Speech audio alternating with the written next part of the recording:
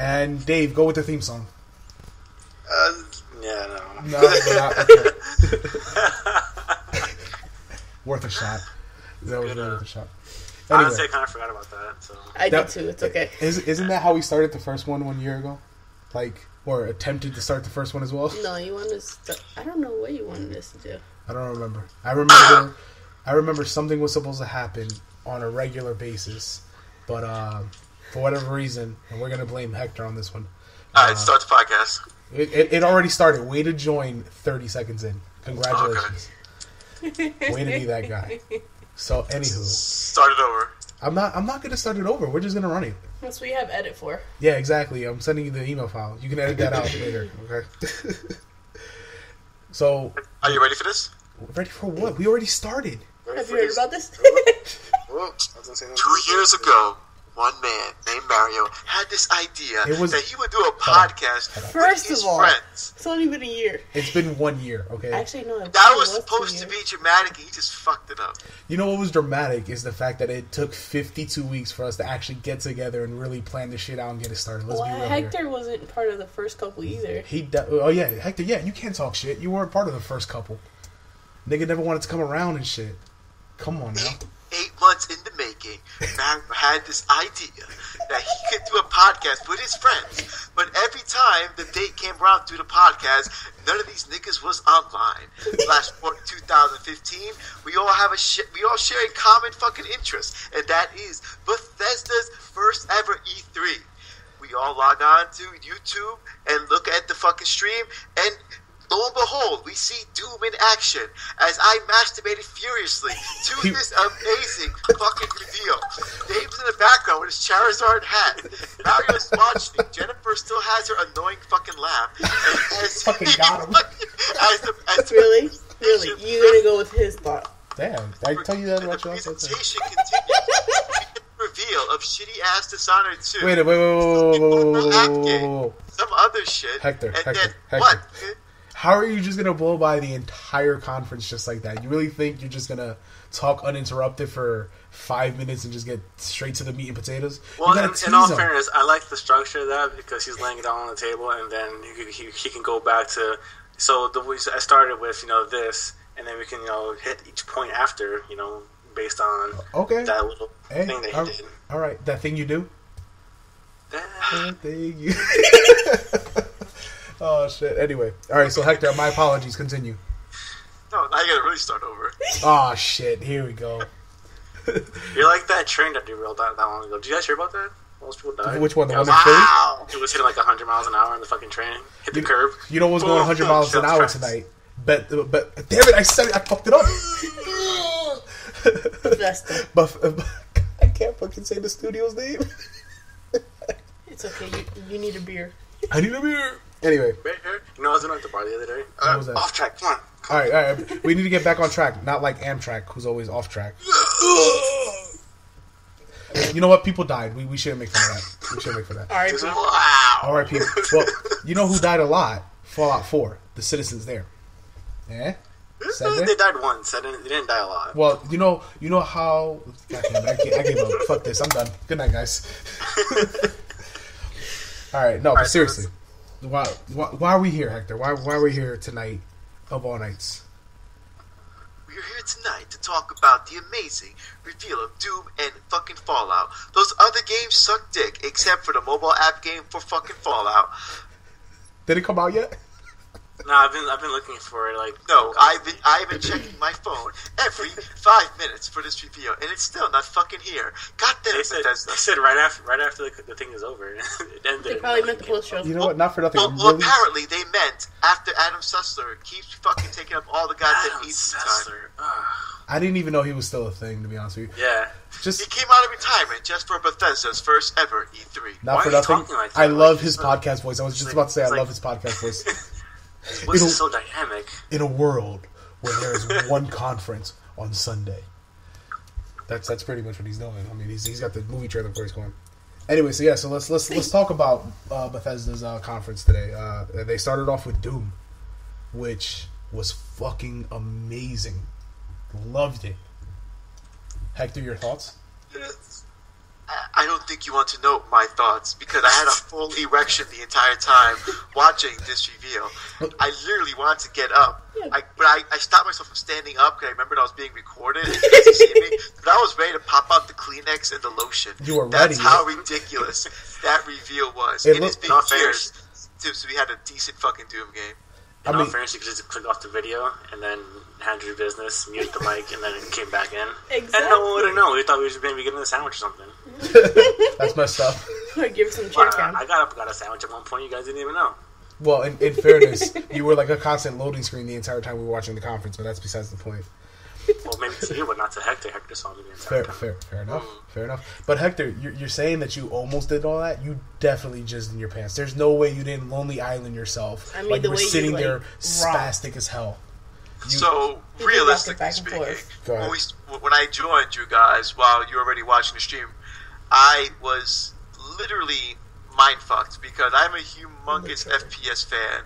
I love all types of different FPSs. I'm very into FPSs and the mechanics that go into making quality FPS, such as, weapon sway, head bobble, proper recoil, proper when enemies get hit by bullets, how they react. I'm really into all that. And within the first 30 seconds of watching the reveal for Doom and seeing it in, in all this action, I said, wow, not only has Doom truly evolved, it is madness to take everything that makes a modern FPS would still look and feel like the Doom we all know and love.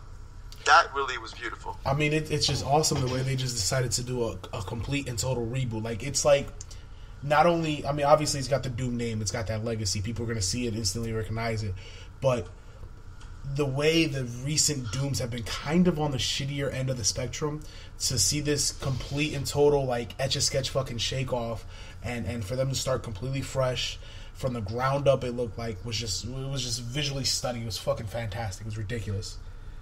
And I mean, right away, the start of the video with the Marine putting the suit on and the HUD displaying and the face up visor and all that. I mean, it was awesome. It was epic. It really was a great review. You mean great review or great reveal? Reveal. Thank you for that. That's what I meant to say. Yeah. Great review. Shut up. It was a great review by Hector. All right. Shut up. Although I do agree with him on that though. Like, a lot of FPS don't get it right in terms of recoil on weapons or just the way weapons move in general. And when you're moving forward, you want the game to be sort of realistic, even though it's kind of a game and shouldn't be realistic. But they did hit some really good elements of realism in this game, even though it's Doom and you're shooting a bunch of, I guess, like demons on thruster packs, because that was fucking epic. The most important aspect of any FPS, and a biggest mistake a lot of developers are getting with these FPSs, is they try to copy what's popular, aka Call of Duty, and they ultimately fail at it, and they fail to realize that Call of Duty actually isn't popular because of its single player or, the fast-paced action. It's actually popular due to its just the fact that you can pick it up and play. It's a big community game. It's always populated, and that is the core winner right there. So Call of Duty's success. But realistically speaking, any real FPS player will tell you the way Call of Duty feels and plays, it's rather basic. It's a very arcade-like game. So you got other FPSs out there that try to be different and succeed at being different, like Crysis and Killzone, right? Yeah. So now you got Doom, which back in the day was a very fast-paced game, and people would speed run and they would mod the shit out the game. But the game was always about just, in a sense, speed running the game, trying to beat the game as quickly as possible, killing demons and shit. And the last Doom, the game that came out, I believe, was on the Xbox, like the original Xbox, and again, years later, you get to play it on the PC. And it was a cool game, but it just felt kind of awkward when you played the game. The game felt like it was holding on way too hard to what made Doom without trying to be a little modern. And with the reveal of this new trailer, I studied the shit out of the trailer while I was spazzing out, going ballistically nerd crazy, watching the video. I was studying what I was, what was going on, the weapon sway, the way the gun moves when the player shoots, everything about what I witnessed, the way he would dodge, and then they had little modern mechanics where I'm not sure you picked up on. He kind of like not teleported, but kind of like jet thrusted left to right to a position. The way the enemies would react the way they were dismembered when they were shot. There was one part where he took a double-barrel shotgun, okay, the most traditional Doom weapon, the most recognizable Doom weapon, shot an enemy. He shot the fucking, from the waist up, broke, and then the legs walked off the platform while everything else was being killed. That didn't look staged or scripted. That just looked like that's part of the game. The game has lots of animations. From just the trailer alone, you saw lots of animations. You saw another thing that's really important, lots of all different types of dismemberment, the way enemies respond to how they get shot. You saw a fuck ton of weapons. When your character's shot, there wasn't an exaggerated amount of fucking, flashing on the screen. Everything was just on point. Yeah. I mean, it was crazy. It was beautiful. I love the like you said, the dismemberment. Some of those animations were incredible. When he took the dude's foot, snapped it in half, and then stomped his face in with the guy's own foot. Like, that was crazy. It's like for this new, basically revamping, they're reintroducing not only for older players to bring them back in, but to bring in the new crowd as well, with all the attention to detail, with the legs walking off after dismemberment, with the stomping of the face, and all the mechanics in itself. Me, I've never been interested in Doom, but you're gonna play. I'm gonna play it now. I gotta try it just based on this. It's piqued my interest. And there's something else you said there, Hector, when you were talking about the community of COD and how it's always populated. That game, people still playing Blops 2 and shit, and they bring in multiplayer finally to Doom. What's your thoughts on that? Well, yeah, actually, we forgot to talk about that. Well, the reveal for multiplayer for upcoming Doom, I feel, is to be expected. It's not. We're in an age now where developers, when a team is creating a game and they're looking at their game director, it comes down to several things. Do you want to concentrate on single player and make it a bitchin' ass single player game, or do you want to make a half-ass single player and make a good ass multiplayer game? And then it all comes down to, realistically speaking, how financially taken care of are the publishers going to be with the developers. So you got a lot of developers out there, like example, the last Wolfenstein game that came out was single player only, but it wasn't actually a great single player. And a great single player is defined by how many times you want to play that bitch. If you want to play a single player game more than once, that's a good single player game. That game could have probably succeeded with a multiplayer. So now we got Doom, and clearly what we saw was single player. Yeah. And when I was watching it, I kind of knew a multiplayer would be revealed. So when it was revealed, I really wasn't all that impressed until he started talking about everything that's going to make the multiplayer. So he announced you get the pretty standard stuff like domination. They're bringing back classic things like freeze tag, aka throwbacks from Quake and shit like that. Yeah. But then he announced something that caught me off guard, and I started geeking out again. So what's always been big in the PC community is modding games, and modding games has always been something that keeps a game alive. Okay, giving developers access to giving players access to developer tools is one of the smartest things you can do. So now they're trying to bring that concept to console gamers. They have it. What was that shit called? Snap. It's called Snap Map. Yeah, okay, Snap Map. Basically, all that it is developer tools for PC, Xbox One, and PS4. You create your own game type, you create your own map, and they showed it in action.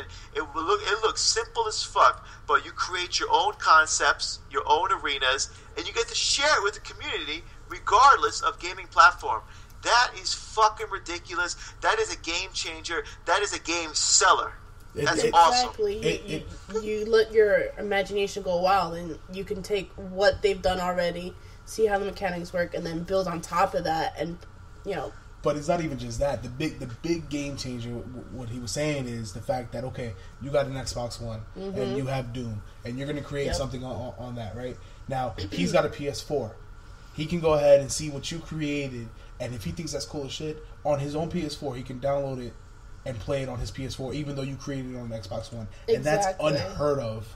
What I think was really cool is it seemed like they took a lot of ideas from a lot of other games, like for example this Snap thing. The same Halo did it back when they had the Forge. I think Forge worked. You could make your own map and your own game mode for that map and share it with that community. Yeah, it was only for Xbox because Halo was only Xbox, but I think for this Doom game, they saw what worked and what didn't work, and kind of put it all into one game. And the fact that it is multi-platform, and you can do things, with everyone across all platforms. Exactly. It was actually really solid. They didn't pull a Blizzard and make a Diablo game for everything, and then you can only play with people on that platform, which is super.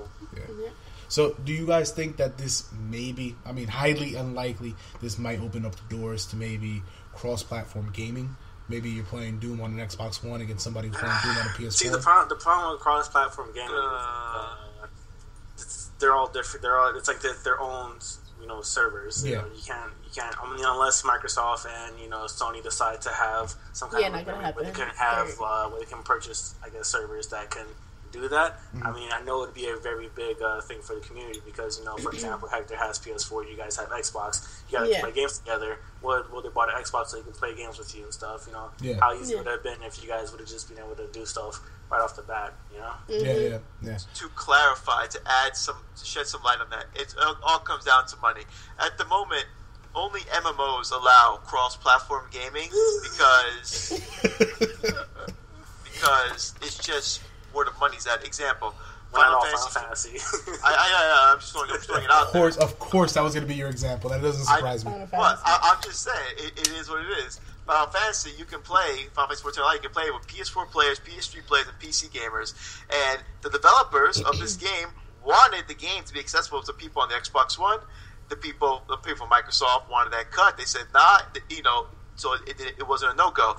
But with that said, it is possible for cross-platforms, different platforms to play with each other. It just comes down to whether or not the money's being thrown out there or not. I don't know. You see, the thing with that is like it's all one brand. It's Sony. Sony can have their PC games link up with their with their console games. I think it's a lot easier because they're working within themselves. Having to branch out to Xbox and Xbox saying get the hell out. We're not going to do that shit. It's easier for when it's your own thing that you're working with yourself instead of working with other people too. Microsoft doesn't offer that option, does it? If I'm not mistaken, I think they were speaking about doing something similar to that between Windows PC games and games on the Xbox One, and maybe launching something similar to that. But I know there's this whole other shit that was going on with them not wanting to charge PC gamers any fees for Xbox Live, and not extending that to console gamers as well. So I don't know.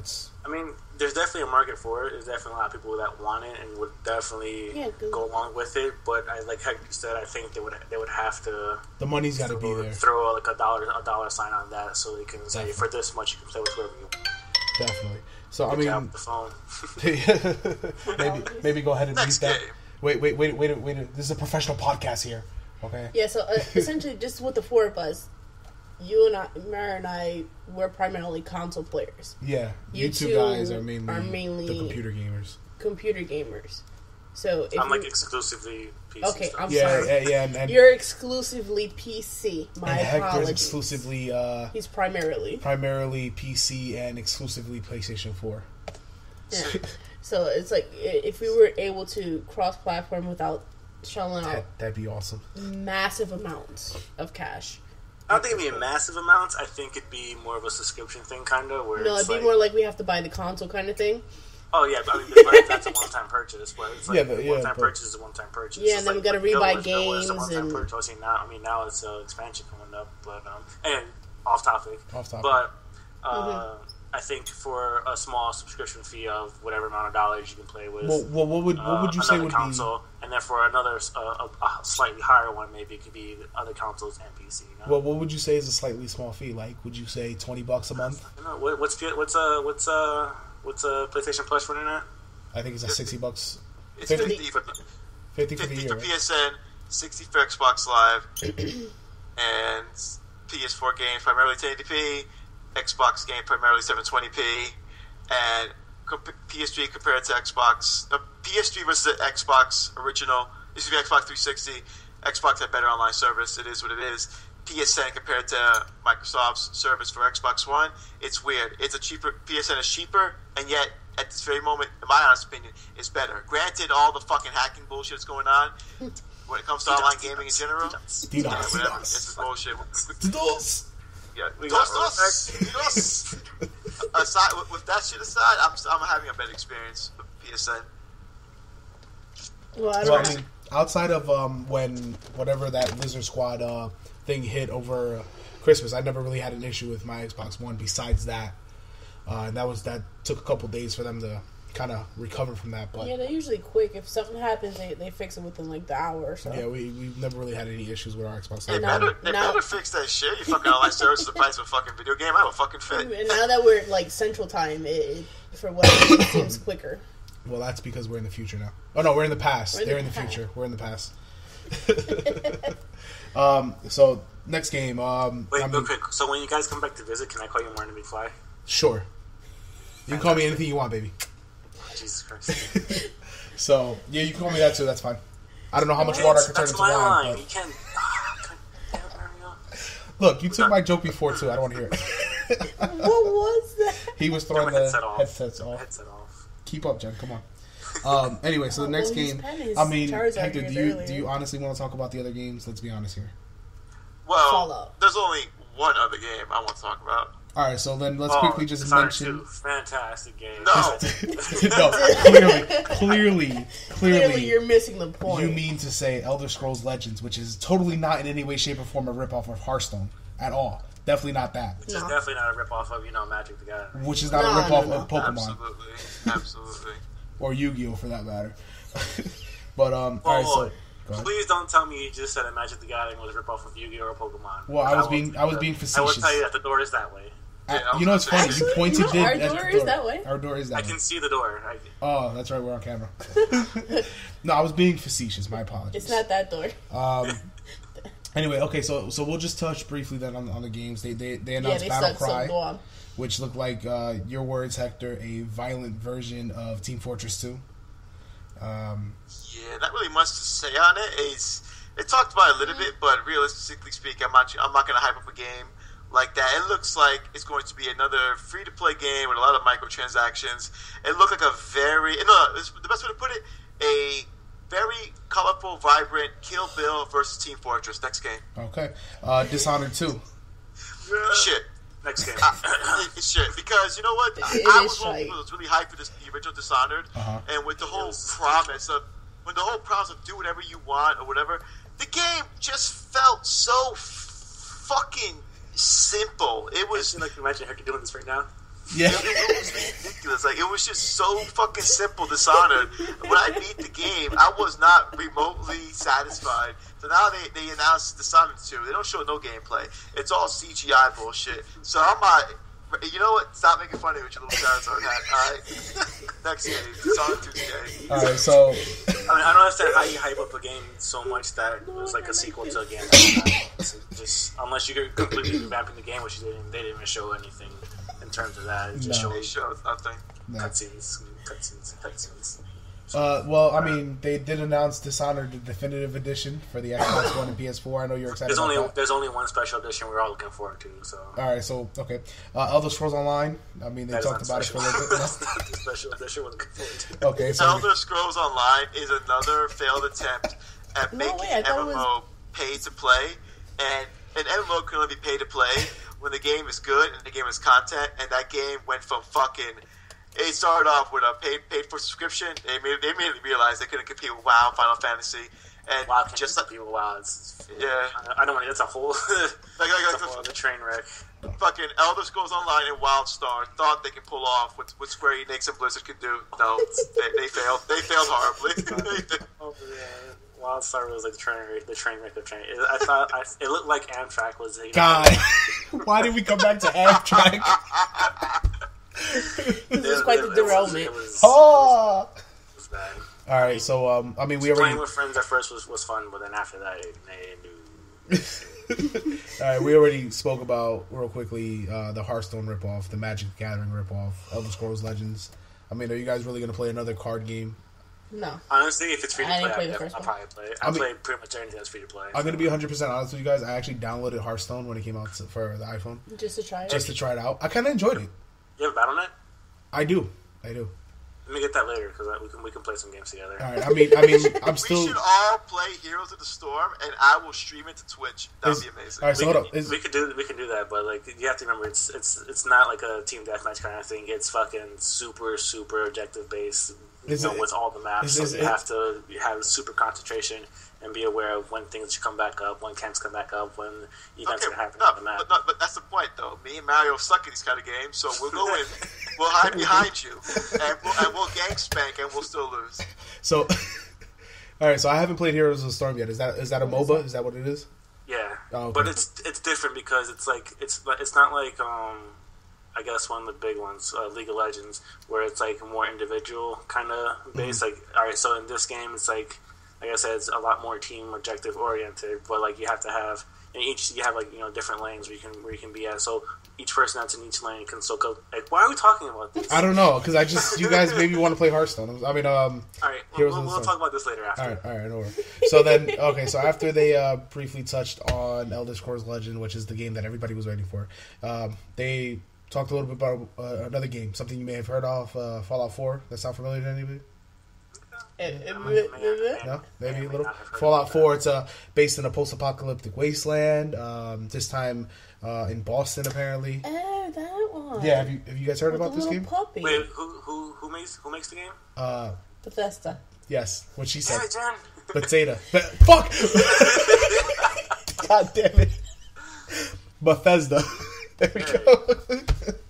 So no, I mean, yeah. So I mean, the one thing that they couldn't keep a secret, obviously, because they leaked it a little bit ago. Fallout 4. The best part I thought about tonight, actually, in all honesty, was that collector's edition? Was the fact that we have a release date of November of this year. Like, November 10th. You guys both. Well, 10th. November 10th. Competing with Call of Duty. Yep. That is unheard of. Companies despise that release date window. Developers like Naughty Dog with their Unstoppable franchise, the Uncharted franchise, even they have delayed their game, so they don't want to compete. Battlefield once made the mistake. They once released Battlefield 3. They released it alongside of Call of Duty. Its sales were fucking dented horribly. There's one game though that's going to be coming out in November too. It's Halo 5, also coming out in that same November timeframe. As of right now. Halo's one of those few games that can stand toe to toe with Call of Duty, though. Yeah. Their fan base is very loyal. Well, and I like Fallout's fan base is huge too. I mean, look at the turnout they have today. Look at the anticipation they have for Fallout 4. Yeah, I mean, how long? I mean, he said it himself. They started working on Fallout 4 immediately after Fallout 3 was launched. They've been working on this game since 2009. The 6 years in development. I mean, the hunger and the thirst for a new Fallout game was there almost instantaneously. You know, and look at all the hype just by them putting up one thing that said "Please stand by." You know, their traditional loading screen saying just "Please stand by" on their website, and how crazy people went.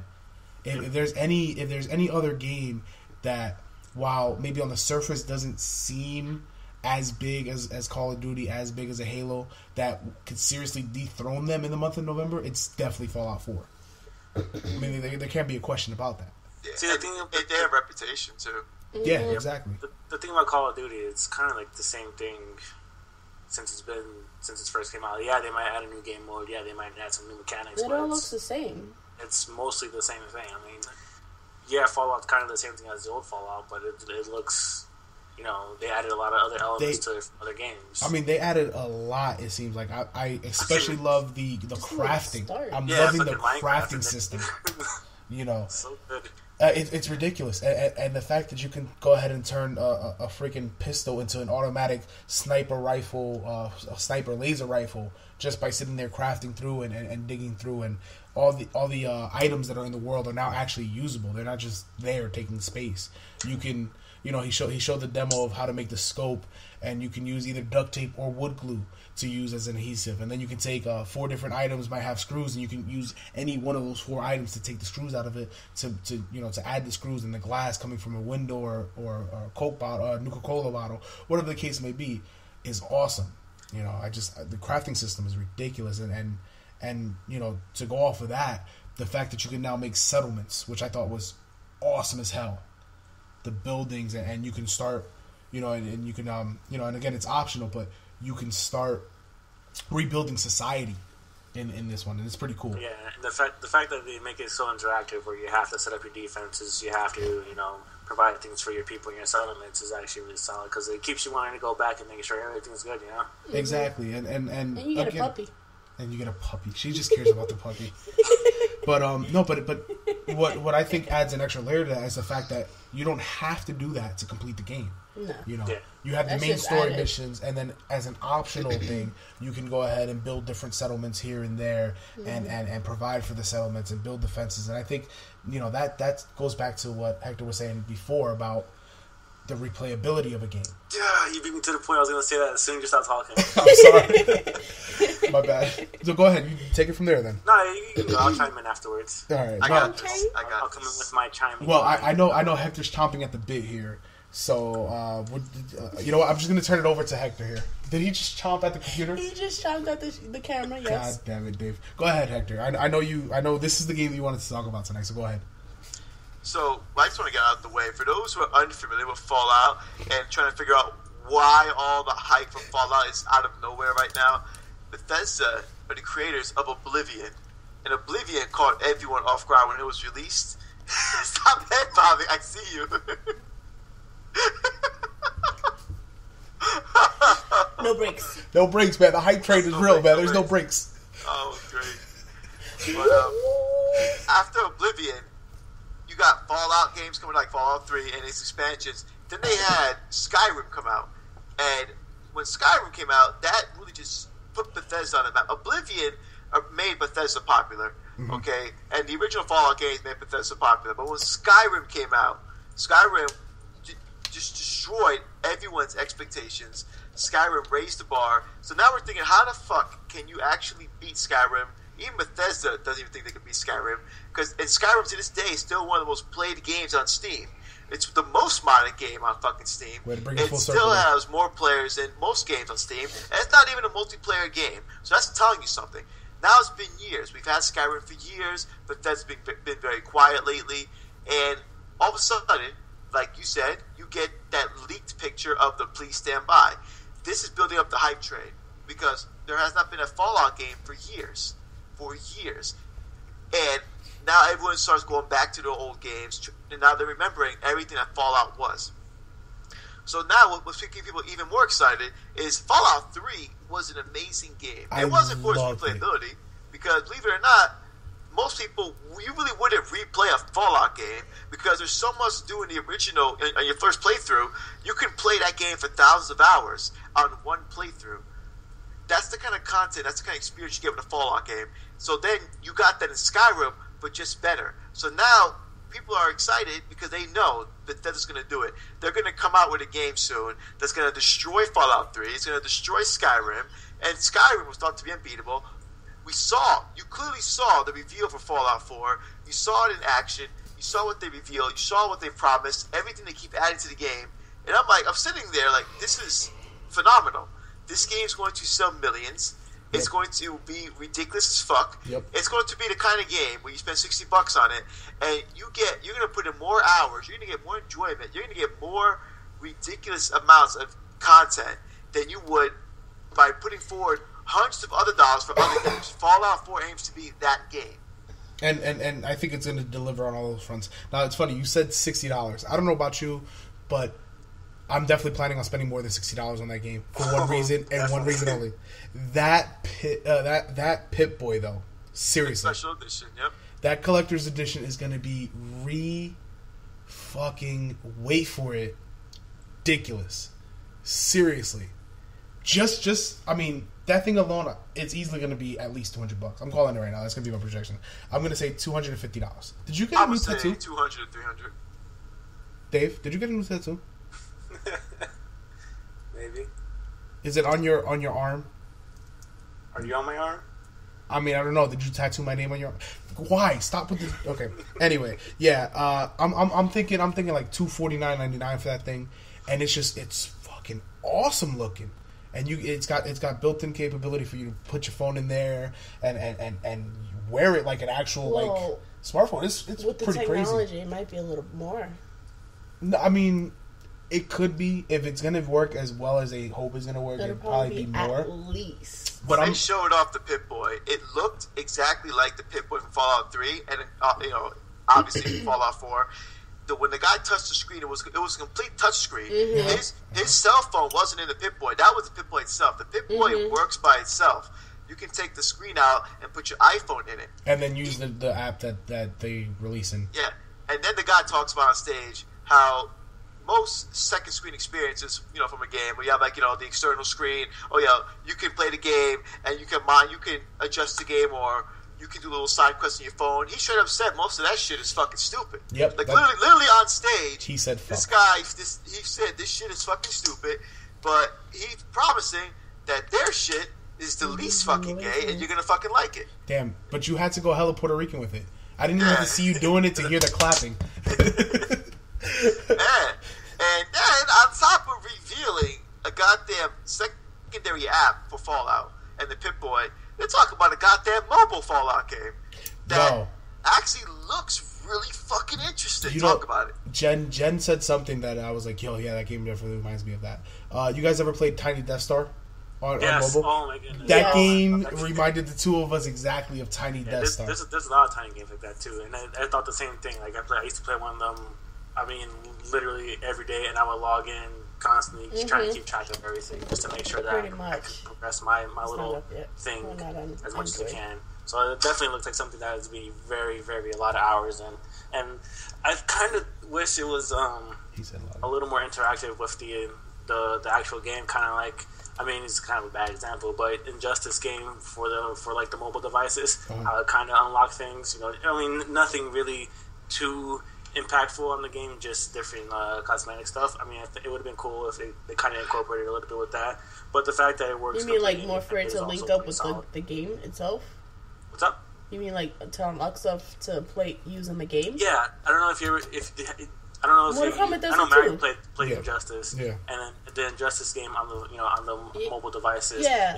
You can unlock different skins and stuff for stuff on the actual game as long as you link your accounts and whatnot. So that would have been pretty cool if they would have added that feature. But again, it's a separate game, which is still pretty cool. Yeah, and he alluded to that. He alluded to them wanting to create a mobile game that they can have fun playing. You don't need an internet connection to play it. I mean, obviously you need one to download it onto the phone. But you don't need an internet connection to play it, unlike most mobile platform games. And what I loved is that he said that it's completely free. You don't have to worry about microtransactions. The only thing they offer is if you want to buy more of their lunch boxes, which give you different weapons and perks and things like that, and collectibles and stuff like that. That's available to you. But that is not a core concept of the game. It's not like you have to pay to win. It's if you want more. So I think in their announcement, it kind of seems like they know what they have in Fallout 4 itself. They know that they're going to sell and they're going to make hella bank just off the back of that game. And because of that to fall back on, they don't have to worry about nickel and diming us on the mobile platform on that end and having to try and entice us to, hey, spend 99 cents and we'll give you 5 lunch boxes plus this, plus that, plus... They don't have to worry about that. It's like, hey, dude, you know what? You're bored. You want to kill a few minutes. You want to kill up to a couple hours. Here's a game that you could play that you don't have to worry. You can pick it up and play. And you can sit there and play for as long as you want. Which is probably why they didn't connect it to the console. Yeah, that I mean, if they connected it, people would feel like, they not necessarily have to play it, but, if you want the cool things, No, I get what you're saying, because, I mean, part of the reason why I downloaded the Mortal Kombat X mobile app was because I'm like, okay, I want to get these other skins that I can only unlock by playing the mobile game. Like getting the Injustice Scorpion, his costume and stuff. But, it's one of those things where I was like, okay, you know what, fuck it, I'm going to do it. And but then I think once you got what you needed out of it, you kind of would just leave. And right now it's just sitting there taking up space on my phone. Yeah, I think that's another reason why they didn't connect it. But I mean, it would have been cool to see something like that upgrades. Every couple of months to add a little extra. Okay, well, it's been 3 months. Here's an update for the game. You can unlock this now. Yeah, but they are releasing 2 different mobile apps. So they're releasing the one mobile app called Fallout Shelter, which is the one we were just talking about, and then they're releasing another a Fallout 4 companion app. So they are releasing 2 different apps to give in you that of itself. screen on screen. Wouldn't it be cool if the one you could put in the Pip-Boy was like it like you use your own stats and you can see your stuff on the screen. So it'd be like you're in That'd be that pretty cool. universe. That'd be That pretty would cool. be solid. So I mean, I don't think we really talked about what the mobile game encompasses. Besides saying that it's kind of like tiny Death Star, but basically you create your own vault and you're the overseer of the vault. You can number it any way you want, and you control the population. You control, the different sections of the vault. You have to defend it against raiders coming in because they'll come in and attack. You can send people out on missions to go gather resources or whatever the case may be. I just think it's an awesome way to do it, and the way they announced it and how they're saying, no internet, no microtransactions. I think they're really trying to, what's the word I'm looking for? Kind of change that platform and how people look at the mobile, at the cell phone game industry. Yeah, is it when they set this all up? It's like they really pinpointed everything they wanted to target. Just with Fallout alone, they have two different concepts: the console concept, which everyone was waiting for, and then this new mobile app. We're not always home, so sometimes we're waiting for friends outside, or we're waiting for drinks at a bar, or we're sitting by ourselves and whatnot. Hey, let me play. Fallout fix. Oh, fucking losers. Hey, listen, Fallout. You can get your Fallout fix regardless. You waiting for a plane? There you go. Nah, and then I think it was cool that they did that, and it kind of seemed like, okay, the conference is kind of winding down a little bit, and they're like, wait, we still want to talk more about Fallout 4, and then they brought it into. They gave a little backstory on the character that you're playing as, and I think it's the customization screen and stuff like that. I thought it was. They had a lot of cool little shit to an already amazing experience that Fallout has to offer. From the character creation screen to the way your character interacts with people. Now, when a character talks to someone, it doesn't just zoom into that character you're talking to. It goes back and forth with a good angle between the character you're talking to and your character. Your character actually fucking talks finally. Yep. You're given a lot of dialogue to say now. What you say affects the outcome of the game, similar to how The Witcher works. And all that, so, and taking what Fallout 3, what worked with Fallout 3 and adding more, that's what's going to make the experience. Because they clearly said, and if you clearly remember, they know they had to improve. Things like, the guy clearly said, you can approach the game like it's a third-person shooter. You can approach the game like it's a first-person shooter. You can approach the game strategically with the VAT system. The VAT system, unlike Fallout 3 and Fallout New Vegas, it no longer freezes the game. The game goes in slow motion. So now you use the VAT system, but the game is still actually moving. And when the characters were shooting while in third-person view mode, you clearly see that you can approach the game as if it was a third-person shooter. You can approach the game like it's a first-person shooter. Fallout 3 and Fallout New Vegas, one of the biggest complaints was when you came to the shooting mechanics outside the VAT system, they were very stiff and clunky and boring and unreliable. And you can clearly see that they're clearly paying attention to the fans, and they're offering you, with Fallout 4, the strategic RPG open world experience, the in-your-face fast open world experience. You approach the game the way you want to. It's quality and quantity. That's what's going to make this game worth every penny. You're getting a game that allows you to play the game the way you want, how you want, and the game doesn't. The best way to put it, you don't adjust to the game adjusts to you, and that is going to be the killer right there. That's going to be what truly helps Fallout 4 succeed. Yeah, and I think that's why they went with the ballsy play of releasing at the release date that they picked, that they chose. Because from what they showed, it is such a dynamic game where I think it'll attract even more people that aren't familiar with the franchise. They might see something in it that they like. It's because a lot of people, that's what a lot of people like, and a lot of the other games that I've seen, that they like the to have freedom to do what they want, to have meaningful choices in games, and this game offers you pretty much all that and whatever it had before. I guess. I don't know. I think it's gonna dethrone Call of Duty, honestly, in the terms of those November sales department. But I don't think it's gonna dethrone Call of Duty, but it's definitely gonna give Call of Duty a run of his money. It's possible that it'll dethrone it. And listen, just to be that guy, I've been a Call of Duty fan for years. I don't dislike Call of Duty, but it's been getting stale over the years. When Ghost came out, that was the first huge indicator that sales were dying. Call of Duty Ghosts, when that came out, was the worst selling Call of Duty and the lowest rated Call of Duty game. Flash forward a year later, you have Call of Duty Advanced Warfare. Now, things have kind of changed. The ratings are actually much better, but the sales are actually not improving. It is clearly showing that the franchise is finally starting to slow down. The sales are still much more than other developers, of course, but it's a juggernaut. And when you start seeing a juggernaut like Call of Duty start to slow down, same way you saw World of Warcraft slow down, same way you see the inevitable slowdown of Halo, it's time for other games and developers to shine. It's time for talent to truly be seen. As a gamer, and I'm 27 years old, and I've been gaming hardcore for as long as I can remember, it saddens me deeply when I play a game and I know it's fucking amazing and people won't play the game because its sales aren't up, and you got this mindset that because the sales aren't up, the game ain't good. You got games that get AAA scores, but because their sales ain't good, people don't bother. Or if the developers they don't have enough money for publicity and shit like that, they don't get recognized.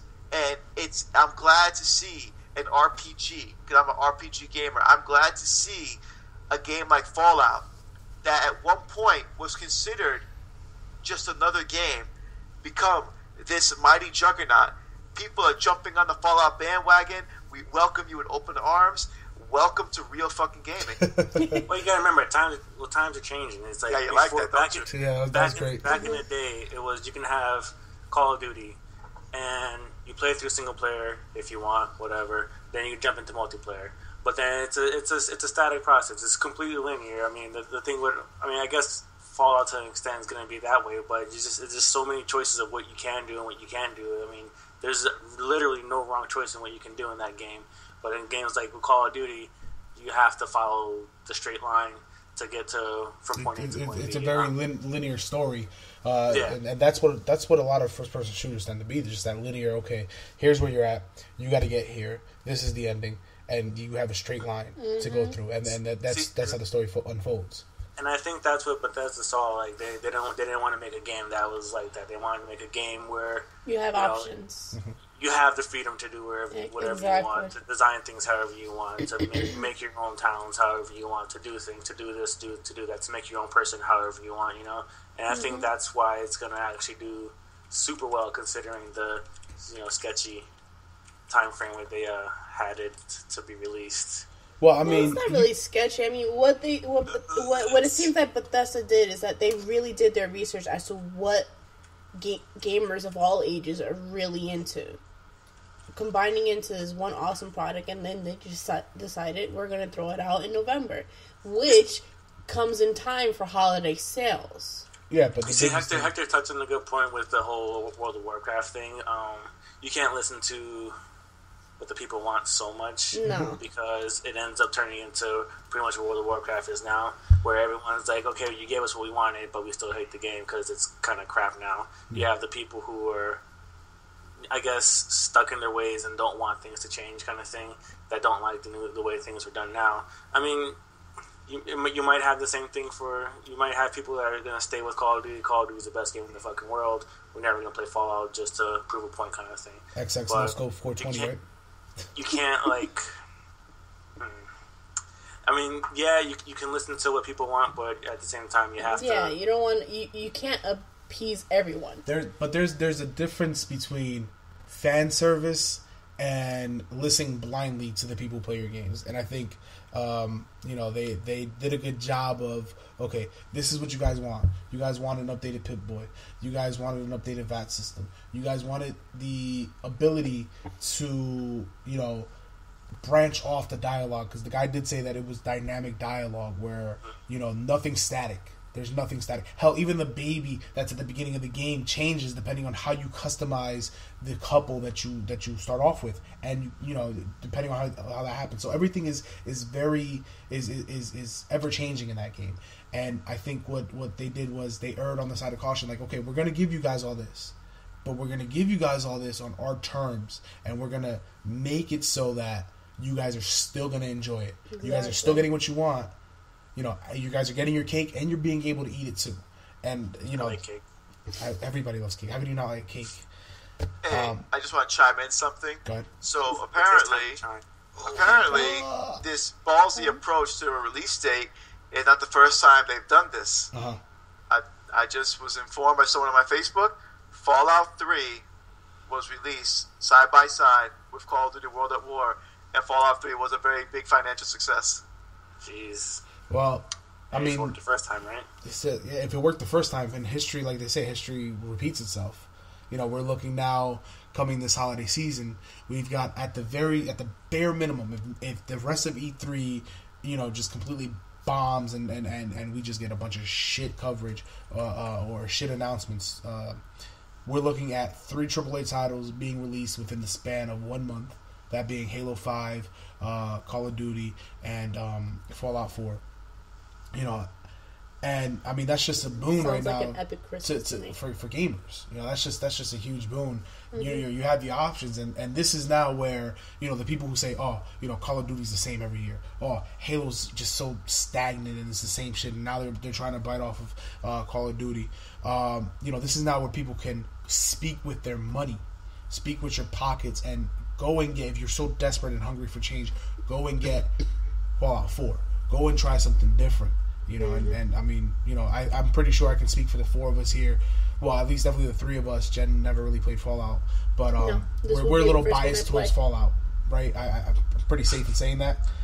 So obviously we know where our money's going to be going to, but you know, we're all going to buy Halo. No. Clearly, obviously. I mean, by all, you mean the 3 of us, not excluding Hector. Excluding Hector. You guys are gonna have to get another Xbox One or PS4 because you can't just watch someone play Fallout. You're gonna want to play it.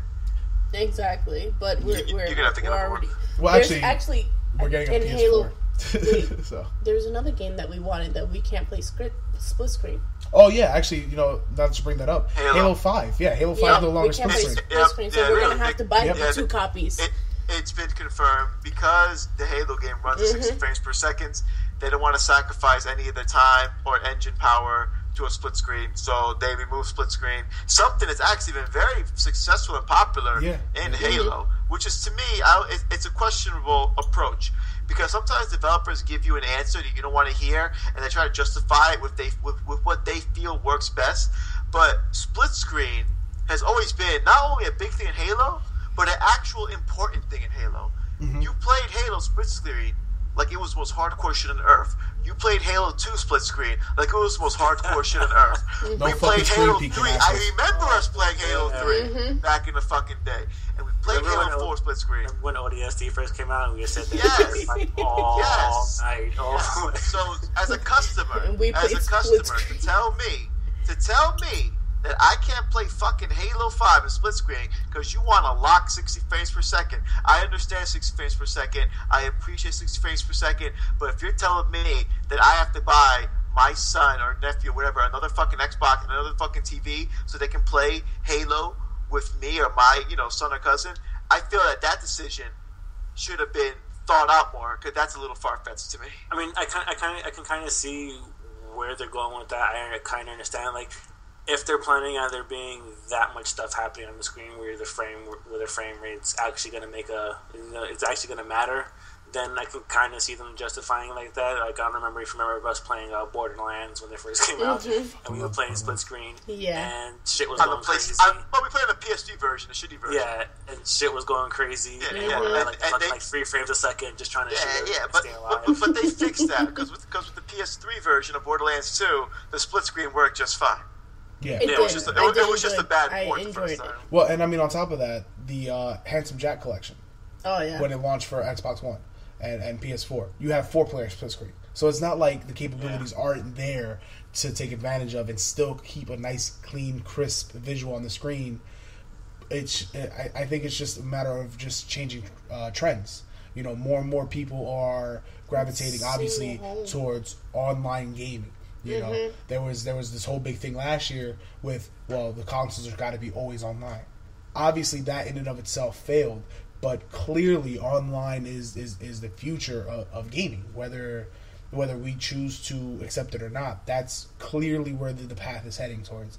And just by them doing this, it's already taking that step exactly forward. Like you said, Hector. Of all games to remove the couch co-op, the couch multiplayer, of all games to do that, for it to be Halo, really shows you like that's where we're going. We're going down that path. Yeah. And I mean, I personally, I don't mind it personally. It does kind of suck that in order for Jen and I to play, we would have to buy a second system. But I mean, Jen doesn't really play Halo much anyway. So for me, it doesn't. Played by myself. For me, it's like that kind of sucks. It's more something of a nostalgia hit for me than anything that I would definitely say. Well, you know what, I'm not going to buy Halo. We did enjoy our co-op at times. Go through a stage on Legendary, and you're like, huh, sweet. I haven't played in a while, and I can still do this. But now we don't have that option. In order for us to do that, we are going to have to shell out a whole bunch of money.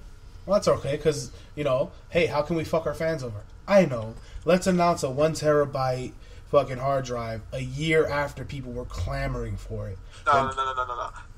Let's release the Xbox One with a fucking camera you'll never use. Make the shit $100 more than it's actually worth. But you don't have to buy it with the camera. And then make it every fucking multi-platform game only 720p max. So not only is the console more expensive, it has a stupid fucking camera, and developers can only get games to run at 720p because 2 gigs out of the 8 gigs is reserved for the fucking camera. Then you got the big-time developers telling you straight up they prefer PlayStation 4. You got the developers of Call of Duty themselves telling their fans they prefer the PlayStation 4, when in fact Call of Duty's been loyal to Microsoft for fucking eons, and now all of a sudden the tides have turned, and Call of Duty is pro PlayStation. So now flash forward 2 years later, there's no fucking camera, the Xbox has went through 3 different price transitions, and it now had a 1 terabyte hard drive model. Now of course the PS4, so they responded, they also announced a 1 terabyte PlayStation 4, but the PS4 from the get-go was cheaper, the online is cheaper, the games were in 1080p, and the developers love the PS4. So guess what, no matter what you do, Microsoft, your first initial couple years is what keeps you afloat. If the Xbox 360 was successful, and I'll admit, because its first couple of years, granted with the Raving of Death bullshit, the developers liked the game. It was a good machine, etc., etc. The PS3, it took years for the PS3's firmware to even come remotely close to what the Xbox 360 has to offer. Sony learned from their mistakes. They released the console years later. The fucking console is completely immaculate as fuck. That's all I gotta say about that. I mean, I think the research. Yeah. All in all, I definitely have to say that for it being their first E3, Bethesda really way to bring it back. I appreciate you bringing it really back. That was clever. That was clever. Yeah, really definitely. That's not even that. Like you say that, but that let's not underestimate that. This is the first time that Bethesda, yes, I said it right, Bethesda has done an E3 conference, unto itself. They, and officially E3 doesn't start until what, tomorrow, right? Isn't it tomorrow that it quote unquote officially starts? And I'm gonna say it right now, Bethesda just stole the show. It stole it straight Dolph Ziggler the show before it even fucking started. That's what just happened here. Yeah, we already know what to expect. The Sony conference, we know what's coming. We already know what we're going to see at the Sony conference. Pretty much. You're going to see a little Uncharted. Yeah. You're going to see that new Blade of Mercy game, etc. There's nothing that Sony... And I'm excited for the Sony conference, but we're not waiting for nothing other than Nathan Drake's final game. And with Microsoft, oh yeah, they're going to try to go out with a bang. Oh yeah, before you go, let's see you guys some Halo 5. Like, you didn't know the fucking game existed. Yep. So, Bethesda... not even part of the official Sony Microsoft E3, put on a presentation that Sony and Microsoft combined could probably not top. Like Ubisoft and EA, they're gonna have to pull out everything out their ass to top Bethesda now. Let's be honest here. Microsoft, obviously, their big thing's gonna be, oh yeah, more games with gold and Halo 5. That's gonna be their thing. Sony, like you said, Nathan Drake, maybe say a little something about maybe a Last of Us. I highly doubt it. But that's really the only trump card that Sony has. EA, well, we're going to get a new Madden. Tell me something I didn't know. Maybe they announced Mirror's Edge 2, because I think I heard some rumblings about Mirror's Edge 2. But, again, Mirror's Edge 2. Let me tell you, that's not going to do anything. Ubisoft, what are they going to do? A new Assassin's Creed? Talk to me first when last year's Assassin's Creed is working properly. Then you can maybe try and convince me into buying a new Assassin's Creed.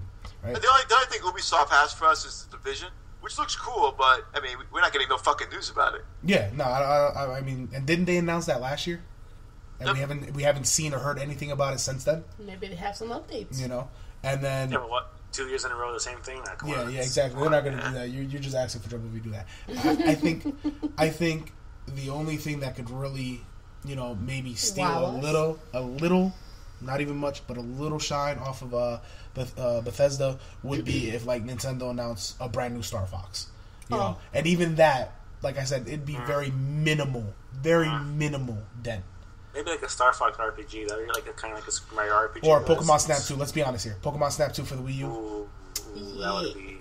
Right? Legit. But we're not going to get that. So, effectively, Sunday night, they can shut down E3 and it's a massive success. Just based on what Bethesda did tonight. Mm-hmm. I mean, that's just, like, my opinion, man. So... Anyway, anything else you guys want to say? Maybe sneak in there. Fallout Shelter is live, nigga. Oh shit! Download immediately. Oh shit! Downloaded this bitch. I really wish that I was recording. All of us just jump on our phone to get the install. I don't have it. Oh, sucks to be you, nerd. Maybe you should get an iPhone. I don't want an iPhone. Oh, it sucks to be you, nerd. Blow it out. Suck at life. I just love the fact that we all went incredibly silent just to download a game. Yeah. Hell yeah. Alright, so anything else you guys might want to plug, say, give a shout out to your YouTube channel, your Twitter, anything There's like a few that? things that I want to plug, but we can't say that on the... Ha ha! Actually, for the record, unlike the WWE product, this is not a PG podcast. So let's just put that on the record. Yeah, Actually, but there are siblings on this podcast. Quickly, since I mentioned WWE, Hector, do you mind giving me the spoilers for tonight? Because I'm not going to watch it anyway. So can you just recap the matches for me, please? Sheamus won, lol. Fuck that. Go ahead. Nikki Bella won, lol. Fuck that. Go ahead. Nikki won. Oh yeah, no. She's Hey, Yep. Nikki, you're so fine. You're so fine. Go ahead. all The right. niggas won. Really? Who? New. What? They rocks. No. New. Oh, No, the primetime players beat. Oh! beat They make it the millions fair of square, dollars. too. Millions of They dollars. beat the fair and square. Ooh, ooh. They beat the fair and square. Of course they pinned the weakest link, Xavier, the fucking Malcolm X of the team, but still. Well, I They weren't mean, gonna let the other ones get pinned. yeah. Did you see John Cena get pinned? John Cena Cena won tonight. fucking annihilated Kevin Owens. Yeah, it doesn't matter though. But did you see? That happened last month. So, what do you mean here now? Did he bury him, really? No, I lied. No, they put up another good fight. Okay. I will admit, Kevin Owens, I don't like his gimmick. I don't like the actor, but as a professional, like I a love person Kevin that's Owens. been in the business for so long, the way he performs is phenomenal. He does shit in the ring with John Cena, and John Cena too. I'm not even a John Cena fan, but what they did for the second time in a row is put on a show worthy of SummerSlam, WrestleMania, from top rope fisherman suplexes to a guy that weighs nearly 300 pounds doing the swanton and a fucking modified moonsault. I said, wow, this is some fucking SummerSlam, WrestleMania worthy kind of matches. Now, of course, this is what people like to call a rubber band match. New guy comes in, dominates, gives his reasons for dominating. John Cena comes back. You can't see me. I'm the fucking hero of the kids.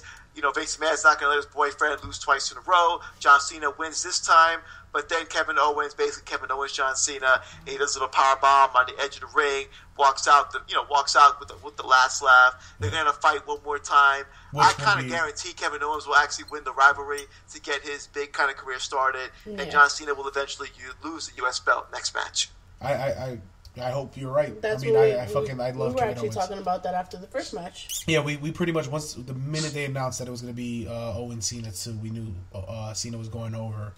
But I'm excited then. I'm excited because they're definitely going to get a rubber match, and hopefully Owens wins. They showed signs of a heel change with Cena arguing with the ref, telling him to get out the ring, showing signs of aggravation. That's not something you typically see with Cena. Well, I mean, but how many times are we going to circle this wagon? How many times are we going to get the heel turn tease from him? I mean, it's going on now.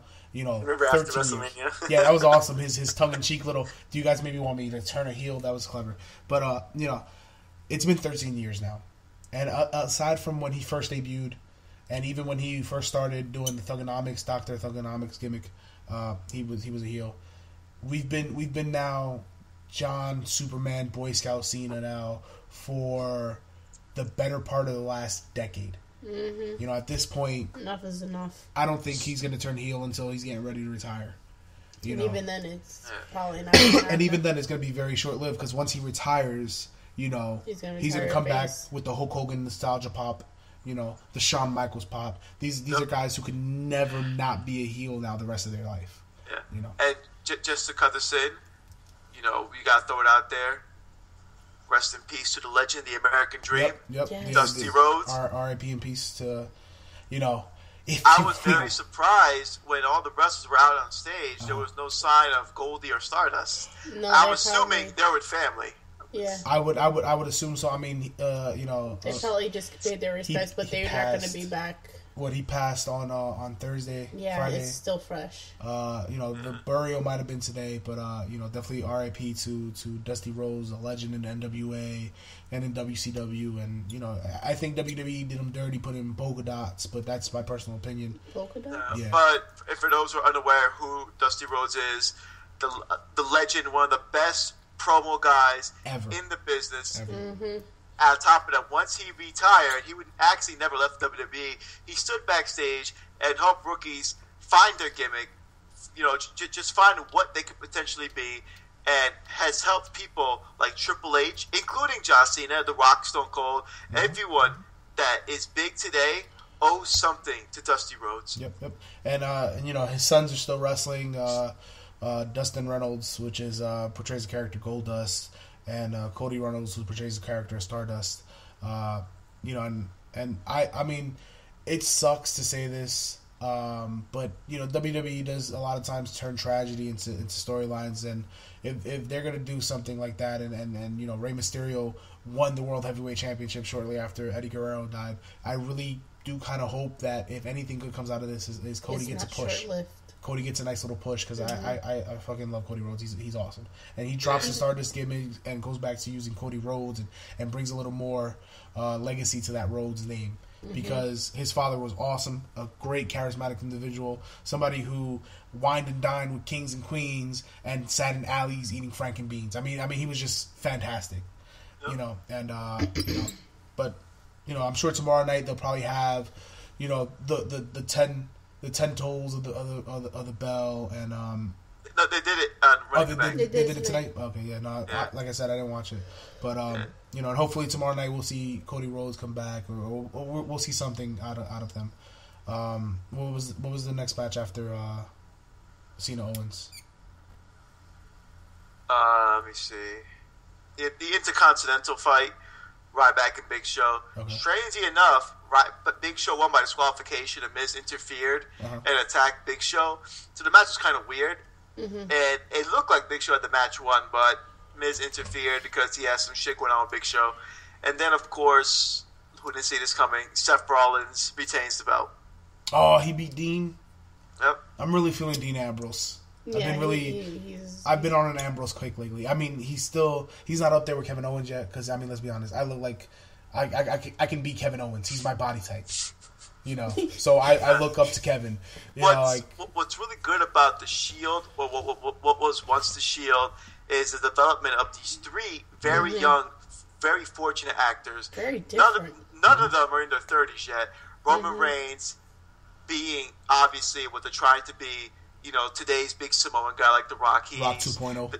Yeah, so and he has everything that Vince McMahon wants in a champion. He's tall.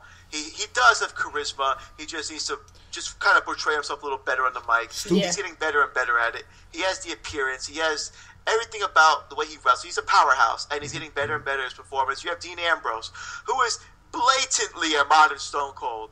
He's everything you would want a modern Stone Cold to be. He has the kind of a Italian bad boy gimmick. Sorry. All right, and then you have obviously the modern day Triple H, Seth Rollins. Seth Rollins at this point being possibly out of the three, I don't want to say the most successful, but he gets the most recognition for who they're trying to blatantly make him out to be, and that is Triple H. Same way Triple H was a champion back in the day, but always kind of a coward in a sense. Seth Rollins doing the exact same thing.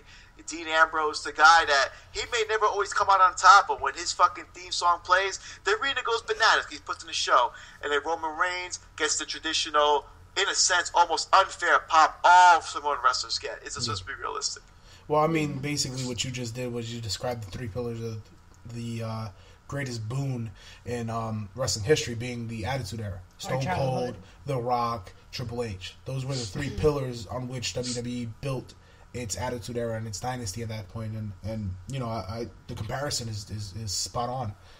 You know, so, you know, we'll see. I don't know about you guys, but I was like, you know, big in the Attitude Era, kind of fell off shortly after the Ruthless Aggression Era, and then kind of caught it here and there, and now I'm kind of back into it. And it's really because those three in the past, you know, year and some change, those three, Bray Wyatt, Dolph Ziggler, you know, just really, and now Kevin Owens, you know, just really brought me back into it. And I'm getting like shades of Attitude Era almost, you know. It's coming back. It's coming back. You So.